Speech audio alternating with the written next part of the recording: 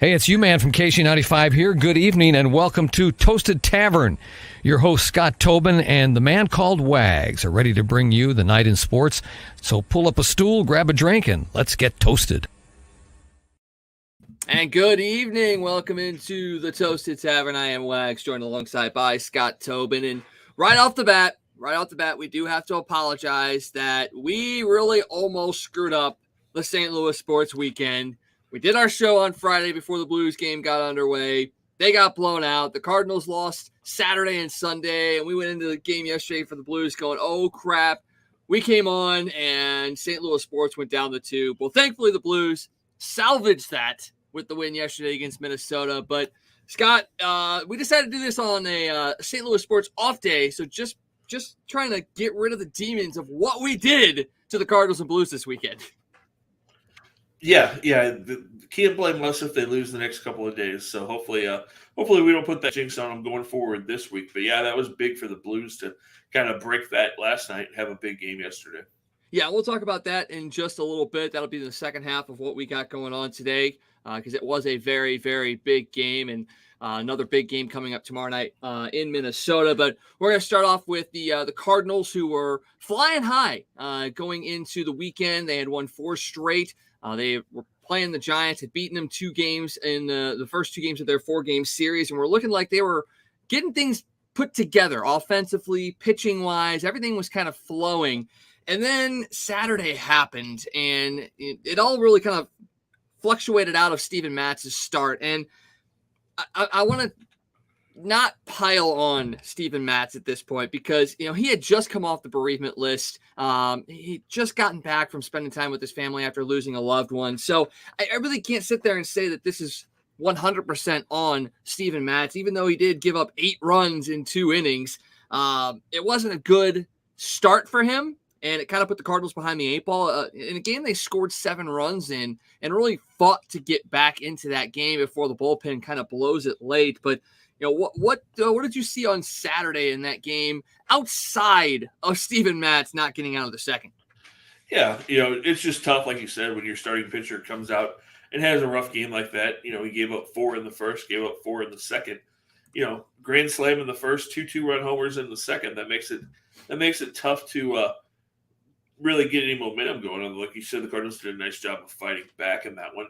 And, like you said, Matt's coming off the bereavement list. A lot of people were piling on, he's had 2 or 3 bad games. But you got to look at the fact that Matt's had thrown 16 solid shutout innings going into that game, and, coming off of, dealing with the death in the family or whatever. He just wasn't sharp on Saturday. And when he did have to throw a strike, the Giants were ready to pounce on him. And you saw what happened. But the Cardinals did a nice job of fighting back. You saw the bottom of their lineup really hit well in that game. Bader had a really good game. Paul DeYoung had a really good game. A couple of hits, couple of RBIs, looked good at the plate. Yachty had a couple of hits, got his 1,000th RBI in that one.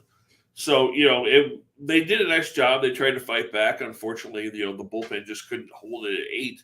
It seemed like every time the Cardinals tried to make a little bit of a comeback, the Giants would answer.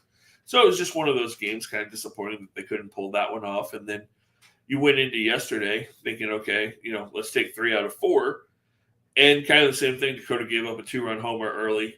You tried to battle back in that one. You did battle back and tie it, and then you tie it in the 6th, and then, your bullpen gives up a home run in the bottom of the 6th inning, and they're up 3-2, and, the Cardinals just couldn't bounce back after that. So, you split with the Giants, which is good. You've played 3 pretty good teams so far this year when you look at it. You played the Brewers on the road. You played the Giants on the road. You split with both of them. So going 4-4 in those series isn't bad. And then, you lost 2 out of 3 to the Mets, although you should have won 2 out of 3 in that series as the one game, that Cardinals kind of fell apart in the 9th inning with Arenado making the error. And then you had the bullpen kind of fall apart too, forget to cover first base on what should have been 3rd out to Goldie. So, you should have a winning record against those good teams. You don't right now. You're under 500 by a game, and you just got to go forward. And you've got a winnable series against the Orioles coming up starting tomorrow night. 3-game series. You need to really sweep that series because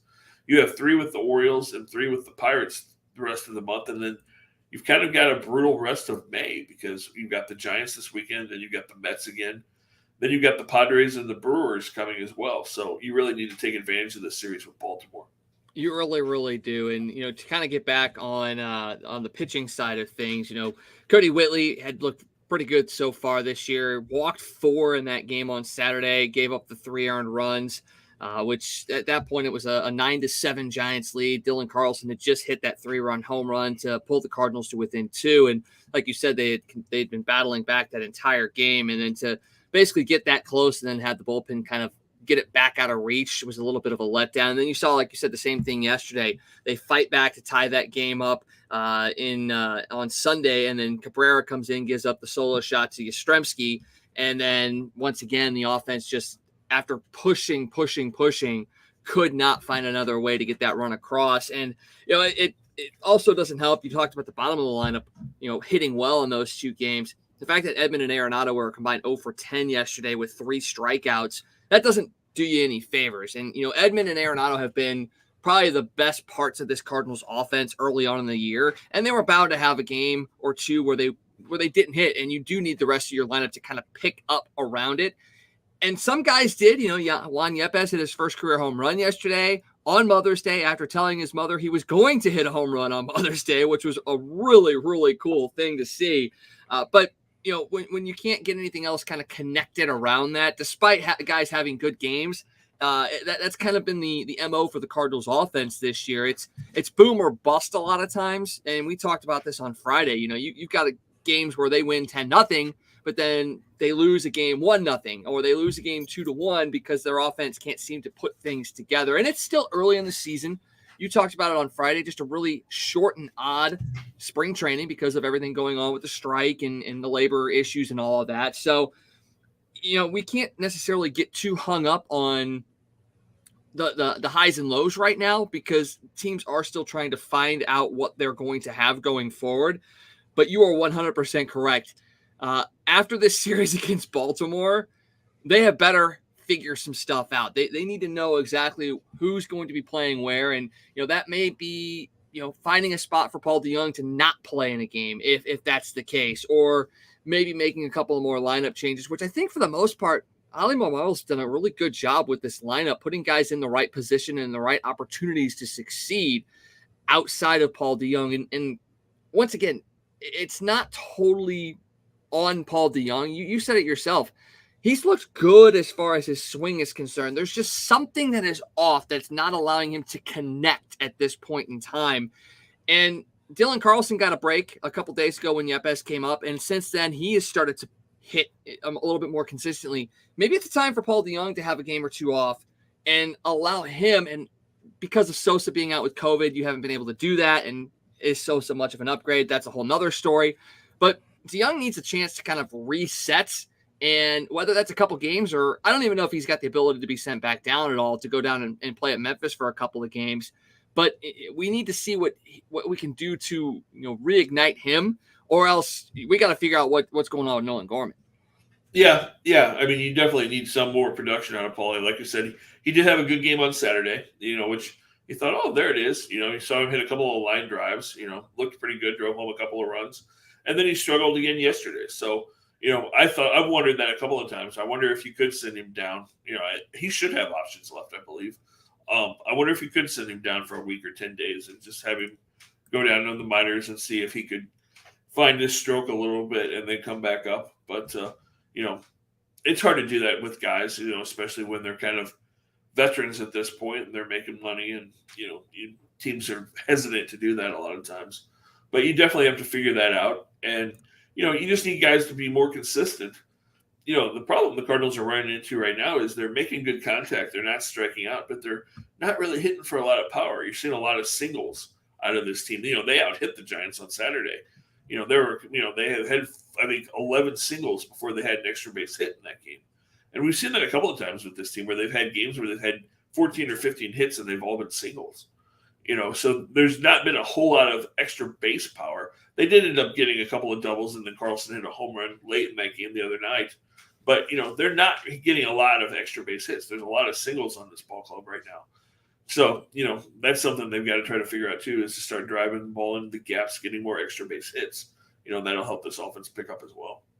The one thing about that, though, is they are a very good base running team. So even when they are hitting singles, they are stretching it from, first to third and things of that nature. So, yes, having more extra base hits will, get the ball rolling per se and allow you to score more runs. But they have done a really good job of base running, taking that extra base, getting the stolen base to put themselves in scoring position to score on a single. So, yeah, it's not like it's a detriment that they're hitting singles a lot more than they're hitting extra bases, but you do need to start being able to show that power because you're going to need to be able to knock in doubles and maybe some triples to bring in multiple runs at a time instead of relying on station to station or first to thirds and things of that nature because you're starting to go up against teams that can really mash the ball. And you saw that with the Giants a bit this weekend. Wilmer Flores had the grand slam. They hit a couple of home runs in that series. And it's I'm not going to say it's difficult to hit home runs in San Francisco, but it is one of the harder places to hit a home run at. And for the Cardinals to not have hit as many home runs as they did, I mean, Carlson had his first home run of the year on Saturday. Harrison Bader hit his first home run of the year last weekend. They're not hitting a ton of home runs at this point in time, and it is a little bit worrisome. The weather hasn't been all that great. Obviously, starting today, it's going to be hot, hot, hot. And we've seen guys like, Paul Goldschmidt really thrive in that hot kind of environment. So having Baltimore come in at this point in time with the weather changing the way it is, this might be that time to, in a sense, jumpstart the offense. And hopefully you see that here starting tomorrow night against the Orioles. Yeah, you really hope so. It's going to be interesting to see because we've seen, used to be, you'd say, oh, hot weather in St. Louis, the ball start flying out of Busch Stadium. But we've seen the last couple of years, and, some people laugh when you say this, but since they've put in the new buildings at Ballpark Village, and especially the tower at Ballpark Village, the wind shears have shifted in that ballpark, and the ball just does not carry, even when it's hot like it used to. I mean, even at the old stadium, as hard as it was to hit the ball out of the ballpark at Busch Stadium too, when it got hot, the ball flew out of that ballpark. Since they've built the Ballpark Village and the buildings around, it has created a difference. There's a wind in that ballpark almost constantly now. And the ball just does not carry for whatever reason. You can say it's because of the construction and the different buildings or whatever, but there's definitely something in the last 3 or 4 years that has caused a shift. And, it's one of the hardest ballparks in baseball to hit the ball out of the ballpark now. And because you work down there, you get to experience that on a game by game basis. You can tell the way that the wind is coming in and the way it's blowing and all of that stuff. So it's not like it's just coming out of left field, no pun intended, that the wind is different. You've been there for the last couple of years, so you've kind of seen that evolution and that change a little bit.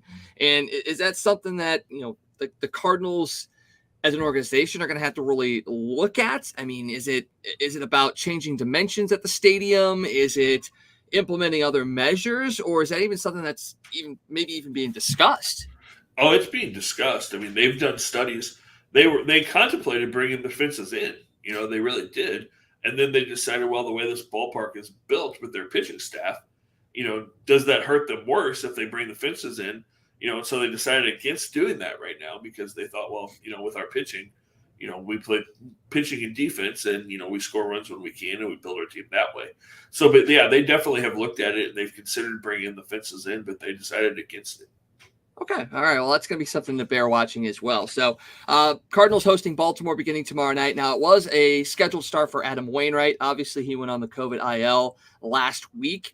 Right now, we have not gotten any update as far as, if he's going to be able to start tomorrow. Obviously, the day after the announcement came that he was going on the COVID IL, he came out and said, hey, I'm 100% fine. I really just need to get 2 negative tests before I can pitch again. But since that point in time, we haven't really heard anything as far as if he has tested negative in consecutive tests. We reached out to him tonight to see if we could get any sort of reaction, but obviously it's harder and harder for us to get contact with the Cardinals. But we thought we'd give it a shot. But have you heard anything as far as if Wainwright's going to pitch tomorrow night, and if he doesn't, who is going to get the start? I have not heard. There was some talk that maybe Matthew Liberatore would get called up or Johan Oviedo, although both of them, it wouldn't be in their time. They need an extra day. So I would imagine it would probably be Jake Woodford if Wainwright is not able to pitch tomorrow. And then you just push Waino back a day or two. Well, that'd be okay, because Woodford hasn't gotten a whole lot of action this year. So it'd be nice to see him maybe go out there and get a start. He spot started a couple times last year, looked pretty good. He's looked decent this year as well. So we'll see how that goes. Right now, it is a TBD as far as the starting pitcher for tomorrow. We hope maybe to wake up tomorrow to some good news that Wainwright is going to pitch. But until then, we're just going to have to kind of cross our fingers and hope for the best. Obviously, once again, he's feeling okay. It's not like he's having symptoms. So we'll see what that all pans out to tomorrow and see what that's all about. All right, let's switch over to the Blues as Guy Bensing, the Hawaii Blues fan, checks in. Hey, Guy, how you doing? Hope things are going well for you. I hope you're still coming down off that high from last night's victory between the Blues and the Wild. That was an intense game. I got a chance to go to the game yesterday. We got playoff tickets. We sold our ones for Friday because we had to go see Doctor Strange, which was okay. We'll get into that later if we got some time. But we were able to go to yesterday's game. Just an absolutely electric atmosphere. Jordan Binnington got the start, and he was roundly applauded, which I turned to my brother when all this was going on, and I go, so all these fans that are standing, cheering, making a hoopla about Jordan Binnington, these aren't the same ones that were, bitching about him a little while ago, right? These are the ones that were backing him all the time, right? Right? Regardless, he got a great ovation. The fans were behind him for sure. The fans were behind the team, despite them being down 2-1. And honestly, he looked like the Binnington of 2019. He stopped 27 wild shots, did a couple of goals, but he did make a couple of game-saving stops, especially one on Kaprizov in that game. I think it was the second period. I apologize. Second period, he made that post-to-post save on Kaprizov. And this is the thing that kind of I knew, but I didn't know at the same time.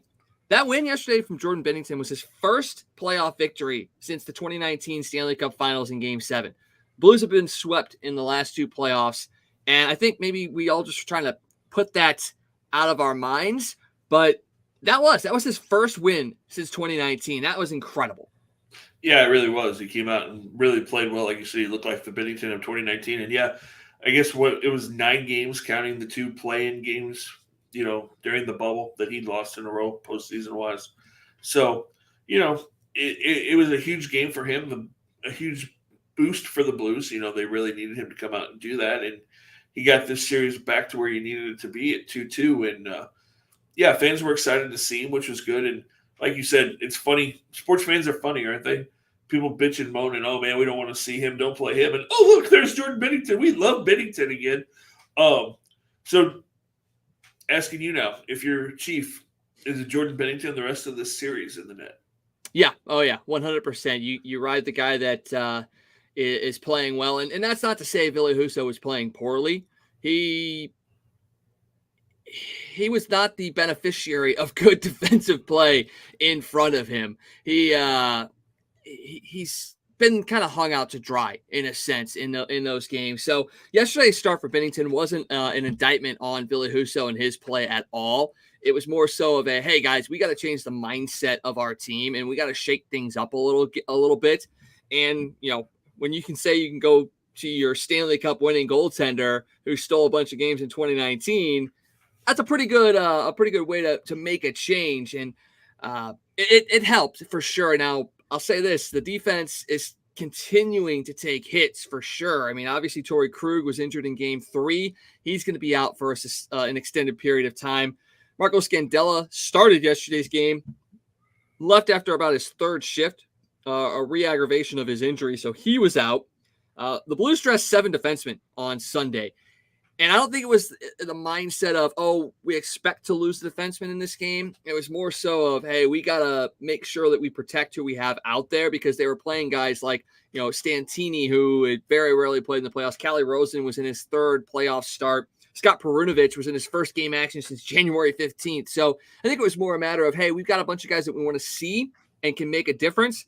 They weren't expecting a guy to go out with injury, but it ended up playing out that way. And listening to the post game on the way home from the game yesterday, not only the Scandella injury, but Santini only played 3 minutes and 8 seconds. So essentially, you were playing the game mostly with 5 defensemen. You dressed 7, you played with 5, and you played a forward down, and yet they still found a way to essentially dominate that game. I mean, they held Minnesota to like 5 or 6 shots in the first period. Yes, it was a 1-1 game after one, but they came out there on a mission, and it's the exact opposite of the team we saw on Friday. On Friday, they came out and they wanted to hit, and not play hockey.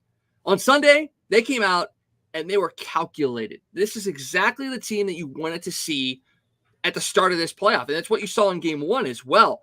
And if they can start getting some of these defensive guys healthy again, which it sounds like Nick Leddy and Robert Bortuzzo are likely to play tomorrow night against Minnesota, not confirmed, but likely. You get those two guys back, and with the additions that you've seen the last couple of games, plus the play that they had yesterday, I am very, very confident that this team can win the first round series. Yeah, let's hope so. Let's hope so. Getting Bortuzzo and Leddy back would be huge, because some of the stuff I was hearing today, a lot of people are saying they don't think you're going to see Torrey Krug again in the playoffs, that he's done. So that's a big loss. But if you can get those other two guys back, that would be huge. Well, and Scott Perunovitch checking back into the lineup is essentially a Torrey Krug-esque type of player. He's a smaller defenseman, obviously, but he's a guy who can quarterback the power play, which we saw him do yesterday. He picked up an assist in the game. He's a guy that is okay defensively. He's not a standout defensive defenseman, but he does enough the right way. He did have a pinch yesterday that led to a 2-on-1 that Bennington turned aside, but at least you have a guy like Perunovitch, if he can stay up and play, because he was recalled under emergency conditions, I believe. So the fact that Scandella and Krug are out now, you might be able to keep him up there and put him into the lineup. At least you've got, it's not a 1-for-1, but it's a very, very close 1-for-1. And then you add Leddy and Bortuzzo back into that. You have the grit of Bortuzzo. You've got Leddy who can pair up with Parayko and slot people down. So, yeah, it definitely, the confidence level is rising a little bit as we get a little bit deeper into this. And now the fact that Jordan Kyrou is kind of back to where he was at the start of the season. The offense is kind of rolling just a little bit. Kyrou had 2 goals yesterday, and that second one, I don't know if you got a chance to see that goal. Wow, oh, wow, that was a highlight reel goal. Yeah, I saw the highlights. That was pretty awesome. That was definitely cool. It was incredible. Now, he did have a couple more opportunities to finish off the hat trick, but turned into a bit of a playmaker for his teammates. I'm not one of those guys that sits in the arena and yells at a guy to shoot. I'm not that kind of guy. But there were a couple of times where I literally yelled shoot, because I'm like, dude, you're driving down the middle of the rink in front of Fleury. Shoot the puck. And he was trying to dish it off. So there's still a little bit of frustration, still a little bit of work to go in his offense. But this is the thing. The Blues still haven't gotten that Thomas Tarasenko-Buchnevich line really, really going. They do have a goal and 5 assists so far in this series, but they haven't been able to really cycle the puck like they normally do. And that's a credit to the Wild defensively. Don't get me wrong. They've done a really good job of kind of clamping down on that line. But the nice thing is to see the Blues roll those multiple lines and create offense at different levels is something that you really, really have to be happy with. Yeah, absolutely. Absolutely. And that'll be key, as it's now a 3-game series. So as we're tied at 4-4, are you sticking with your Blues in 6, or does the series go to 7 now? I'm sticking with the Blues in 6. I am, because I'm going to be there Thursday night and I want to see them close it out. I understand. But here's the thing, though. They win, they're playing Colorado very likely. And Right. This is a Colorado team that's playing very, very well. Obviously, Darcy Kemper, though, out tonight. He got poked in the eye with a stick in Game 3 against Nashville. It sounds like all indications are he's going to be fine. He probably could play tonight if it was an elimination game, but they're just being extra careful, especially with it being an eye injury. And Greg Rusinski was on 101 today, and he talked about this Minnesota-St. Louis series and basically said the winner of this series is very likely a team that can beat Colorado because they are built to beat Colorado. Now, obviously, we've seen Colorado. We've seen how we play. We've seen how Minnesota plays. Do you buy that? Do you buy that the winner of this series has a good chance of knocking Colorado out of the playoffs? I think it's going to be tough because Colorado is really good. If the Blues defense is completely healthy, if they get all of those guys back, I think they've got a shot. If you don't get Leddy back, or if you don't get Bortuzzo back and Krug is out, then I don't think there's a chance that you win that series. So, I mean, I think if you get 2 of those 3 guys back, I think the Blues have a shot.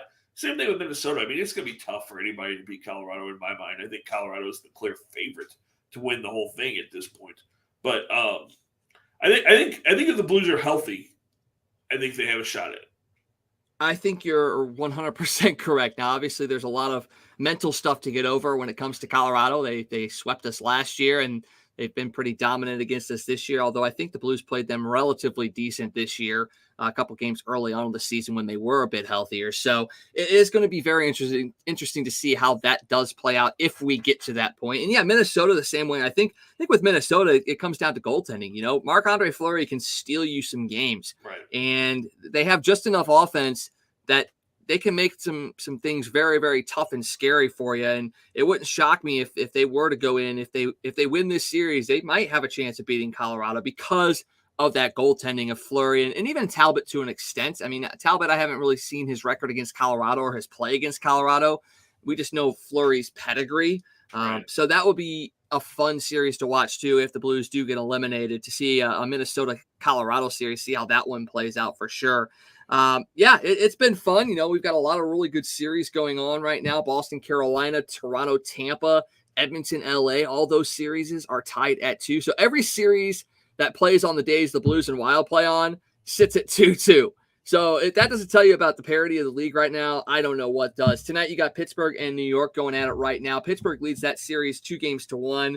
Last I checked, it was tied at 1, but the Penguins have exploded in the second. It's a 4-1 Pittsburgh lead in the second.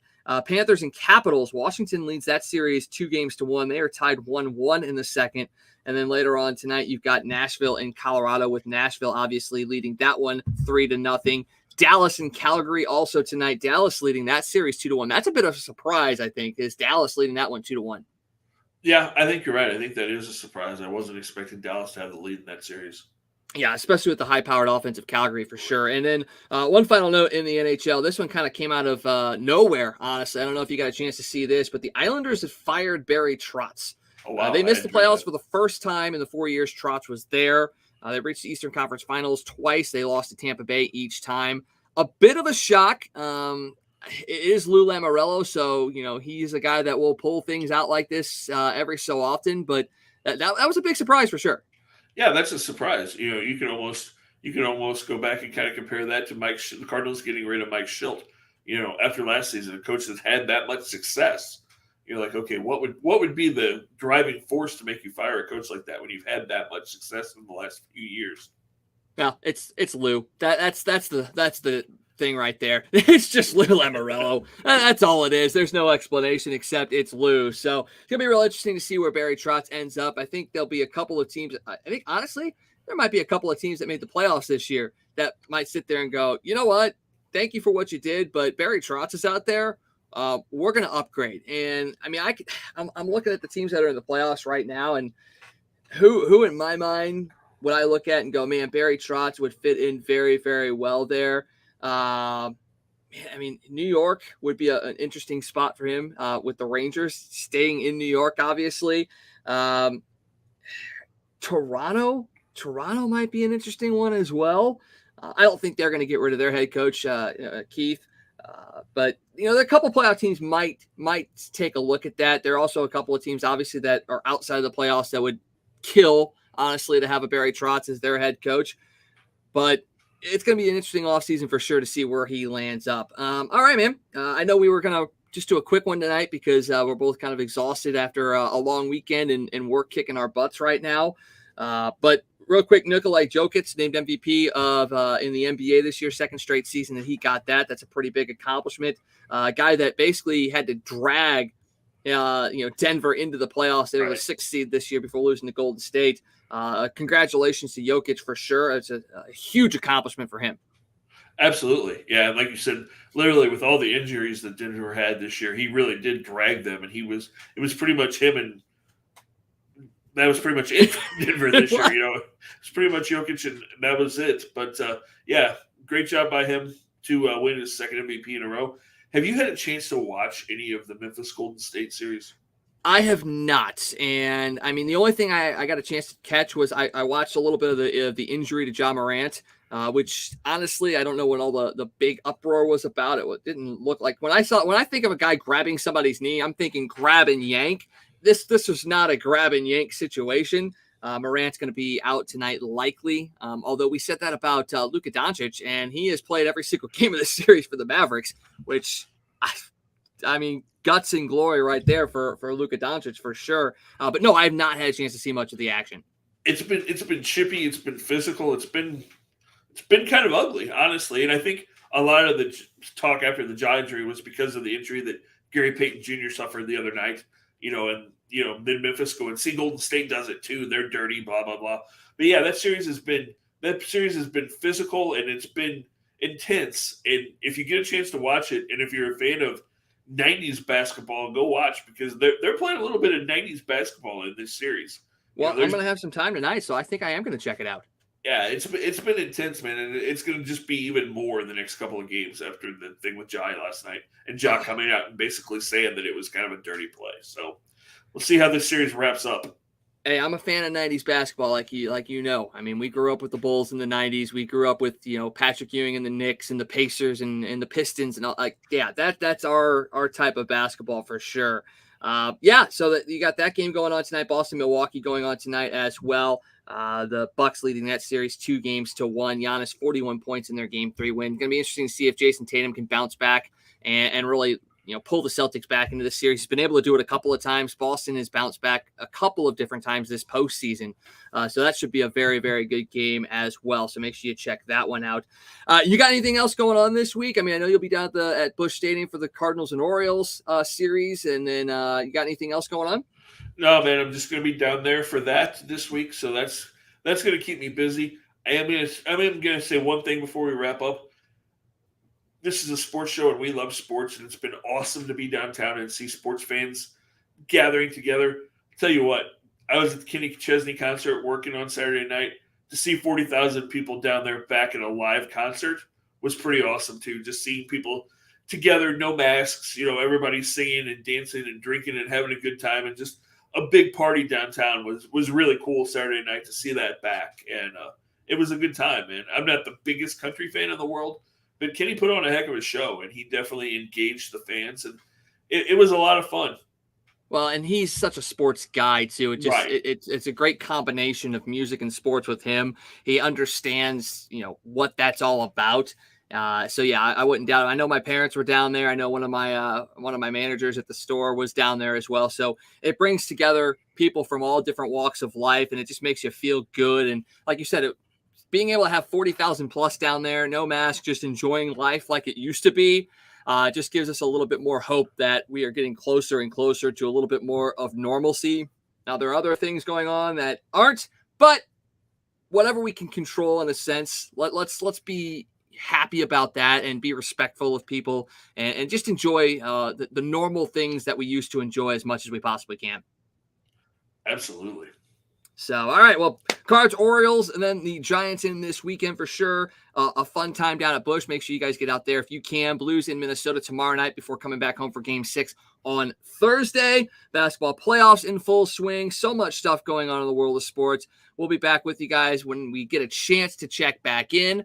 If you get a chance, if you want to listen to some SLIAC baseball tournament coverage, we'll have that on prepcast.com later in the week, Friday and Saturday. You'll have those games going on. I'll get a chance to call some of those as well. So make sure you tune in for that.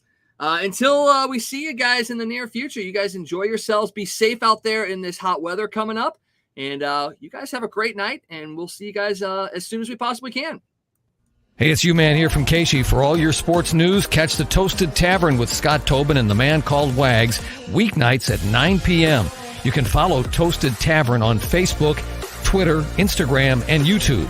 Let's get toasted.